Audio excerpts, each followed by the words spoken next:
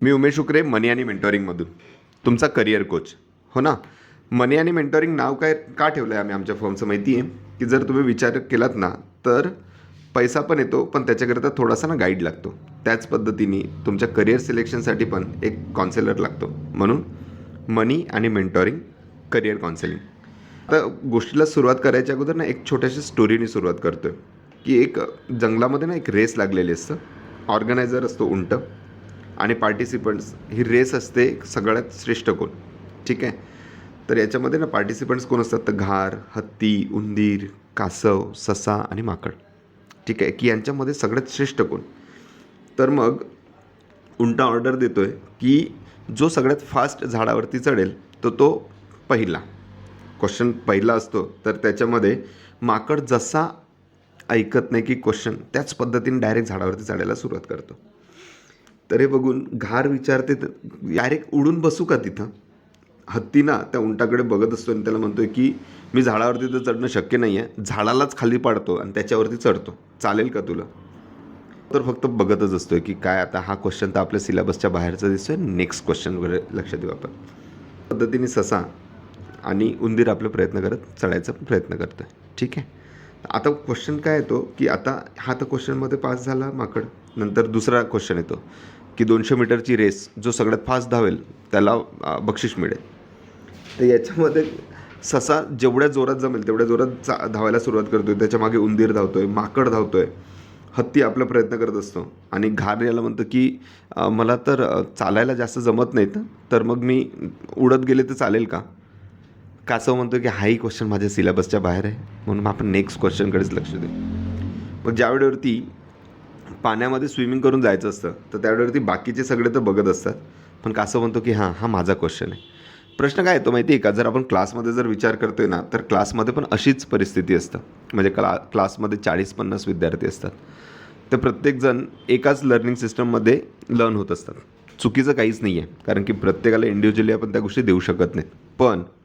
पण as a parents म्हणून जर तुम्हाला माहिती असेल की माझ्या मुलांच्या स्ट्रेंथ किंवा लर्निंग स्टाईल काय, जसं की कुणाकुणाला ना फक्त एखाद शब्द जरी सांगितलात किंवा ऐकलं त्याने प्रॉपरली तरी पण त्याला लक्षात राहतं.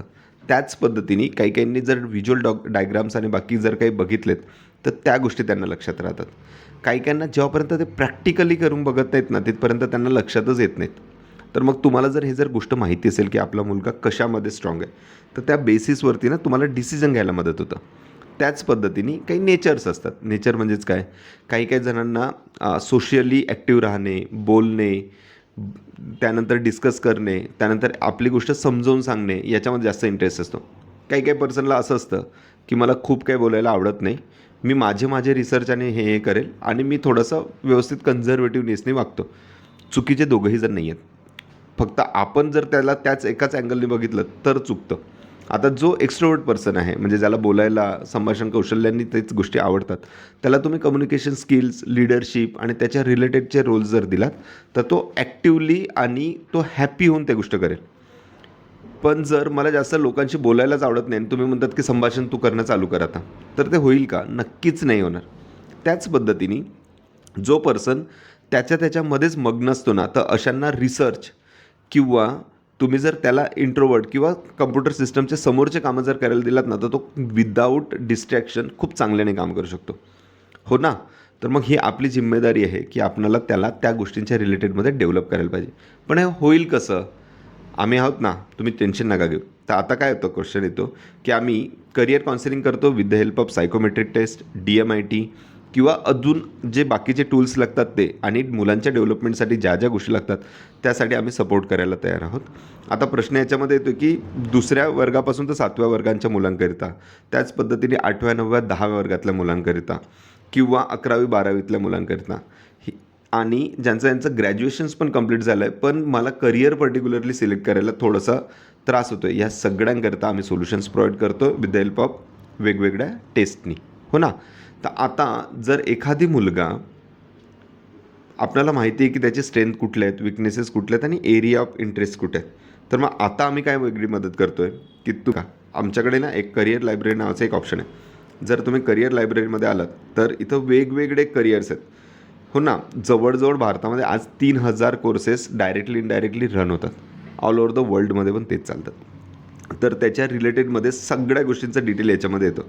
एक उदाहरणार्थ देतो आहे, जर मी इन्फॉर्मेशन टेक्नॉलॉजीच्या रिलेटेडमधलं जर मी स्ट्रीम सिलेक्ट केलं, म्हणजे मी बी.टेक किंवा इंजिनिअरिंग इन आय टीमध्ये जर करतो आहे, तर फक्त इन्फॉर्मेशन टेक्नॉलॉजी झालं, 4 वर्ष डिग्री झालं, कॅम्पस मिळालं की मस्त होतं, असं नाही आहे. Over the period of time काय होतं की तो पर्सन ना, जर त्याला ते कामं आवडत नसेल ना, तर तो फ्रस्ट्रेट होतो. कारण की त्याच्यामध्ये पण बरेच कामं असतात, हे आपल्याला समजायला गरजेचं आहे. हो ना, म्हणून मग मी उदाहरणार्थ घेतो की मी जर इन्फॉर्मेशन टेक्नॉलॉजी जर सिलेक्ट केलं की मला आय टीमध्ये पुढे जायचं आहे आणि माझे स्ट्रेंथ आणि विकनेसेस त्याच्या रिलेटेडमध्ये आहेत, तर त्याच्यामध्ये पण तुम्हाला program and software development, hardware networking, त्यानंतर project management, business analyst, ethical hacking, blockchain engineering, त्यानंतर AI, सॉफ्टवेअर टेस्टिंग, त्यानंतर मोबाईल ॲप डेव्हलपमेंट, बायोडेटा म्हणजे डेटा मॅनेजमेंट्स, त्यानंतर व्हिडिओ गेम डिझायनर, म्हणजे वेगवेगळे सेक्टर्स आहेत आणि हे प्रत्येकापासून प्रत्येकाची रिक्वायरमेंट थोडी थोडी चेंज होतं प्रत्येक करिअर वाईज. जसं व्हिडिओ गेम डिझायनर जर असेल तर त्याला क्रिएटिव्हिटी लागतं, की कॉन्सेप्ट जर लक्षात नाही आले तर मग मी बनवणार काय, हो की नाही. त्याच पद्धतीने जर तुम्ही जर आर्टिफिशियल इंटेलिजन्सचा जर विचार केला तर त्याला लागणाऱ्या क्वालिटीज ह्या थोड्याशा वेगळ्या असतात. तिथे ॲनालिसिस आणि बाकी पार्ट येतो. त्याच पद्धतीने बिझनेस ॲनालिसिसमध्ये मॅनेजमेंट्स, प्रेझेंटेशन स्किल्स आणि त्यानंतर तुम्हाला ग्राफ्स आणि ते समोर लोकांना रिप्रेझेंट करायचं आहे. प्रोजेक्ट मॅनेजमेंटमध्ये पण तुम्हाला टीम आणि बाकी सगळ्या गोष्टी हँडल करून त्या पद्धतीने डेटाबेस मॅनेज करावा लागतो.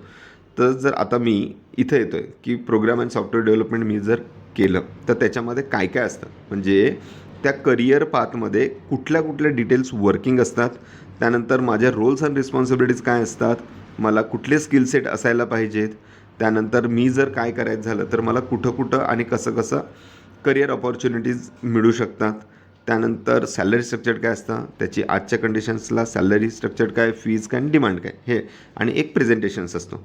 ठीक आहे, तर याच्यानुसार तुम्हाला बेसिक लक्षात येतं की मला काय असलं तर मला हे बेस्ट आहे. त्याच पद्धतीने तुम्हाला काय करावं लागणार आहे, त्याच पद्धतीने तुम्ही कसं कसं जाऊ शकतात, ह्या सगळ्या गोष्टी त्याच्यासोबत इन्स्टिट्यूट कुठले कुठले वर्किंग आहेत ते पण इथं दिलेले आहेत. हो की नाही, मजेदार आहे ना. या कारणाने आम्ही आहोत तुमच्यासोबत प्रत्येक गोष्टीला मदत करायला. तुम्ही फक्त तुमच्या अभ्यासाकडे लक्ष द्या, बाकी आम्ही सगळं बघायला तयार आहोत. धन्यवाद. उमेश शुक्रे, मनी आणि मेंटॉरिंगमधून.